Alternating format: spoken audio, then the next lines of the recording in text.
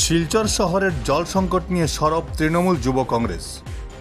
শিলচর শহরের জল সংকট নিয়ে সরব হলো তৃণমূল যুব কংগ্রেস। গতকাল কাছাড় জেলা যুব তৃণমূলের পক্ষ থেকে বিভাগীয় কার্যালয়ে এক স্মারকপত্র দিয়ে শিলচরের একাধিক বঞ্চিত অঞ্চলে শীঘ্রই জল সরবরাহের দাবি জানিয়েছে।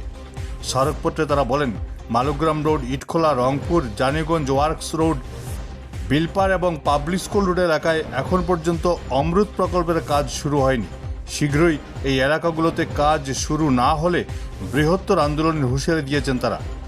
এদিন দলের সভাপতি সুহান দাসের নেতৃত্বে স্মারকপত্র জমা দিতে উপস্থিত ছিলেন কাছাড় জেলা তৃণমূল কংগ্রেসের সাধারণ সম্পাদক তথা অ্যাডমিন রাহুল আলম লস্কর, জেলা যুব তৃণমূল কংগ্রেসের রঞ্জু পাল, অবিনাশ মিশ্র সহ অনেকেই। Bureau report, Barak vision.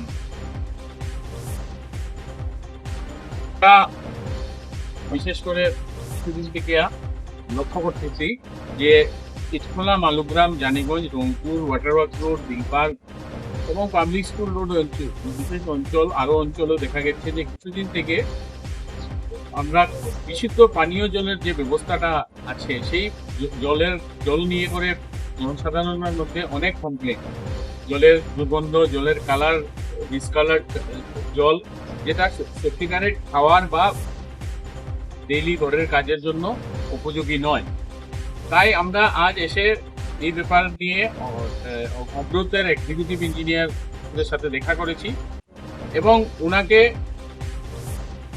এই বিষয় নিয়ে অবগত করেছি এবং ওনার কাছে দাবি তুলেছি যে অতি সত্ত্বে যেন এইসব সমস্যাগুলা আমাদের সমাধান হয়।